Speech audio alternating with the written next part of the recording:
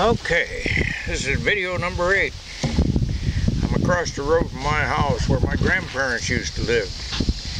This is a brick house, really, and it's been sided since then, stripped and put vinyl siding on it. When they built that, which was they had it done, I think, about a year after my dad was born. He was actually born in a log cabin in back of the house there. And my granddad and grandmother had 4 boys. Cecil, Vern, Dor, and Gay.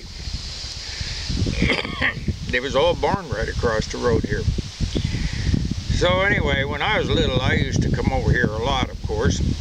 My grandmother had goodies.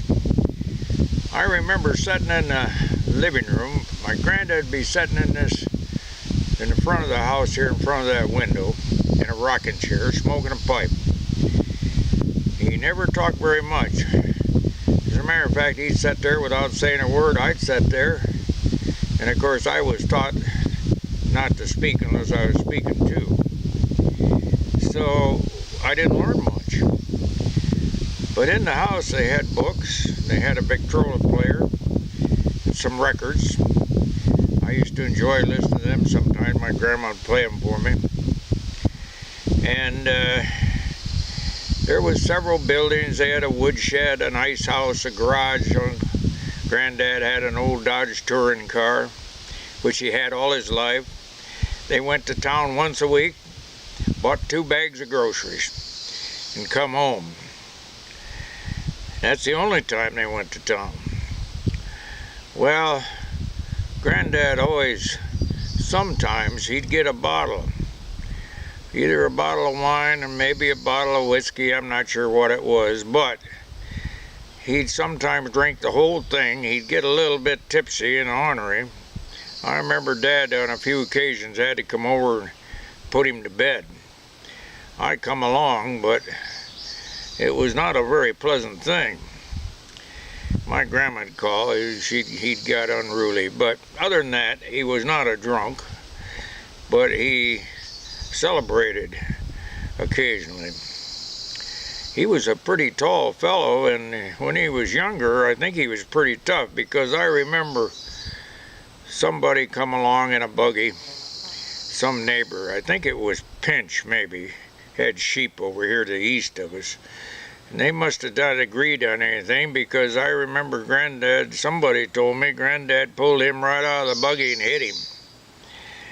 So a person would have had to pay attention being around him. So anyway, that's sort of the story of where my grandparents lived. I remember my grandma telling that they built that house for $300. And I should have talked a lot more about things than I did. I was basically only interested in cookies and candy, I guess. But he had a barn and he had some cows, and there was a lane that went back to the swamp.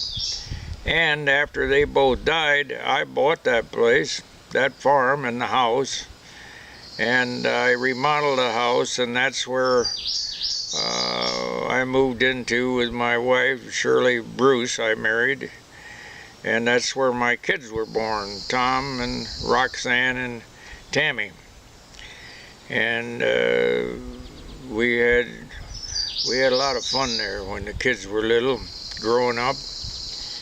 And so I think that's about all I'm going to talk. I'm going to have to come back over here when I talk about the kids growing up and all the stuff that went on there. But it was a long time ago when my dad was born there, and so that house is pretty old. It's changed hands here in the last few years several times since I sold the house and a lot off and built a new house over south of Eaton Rapids in the woods over there, and when I was in the real estate and insurance business. And so we moved over there eventually. So that's all for now. Thank you.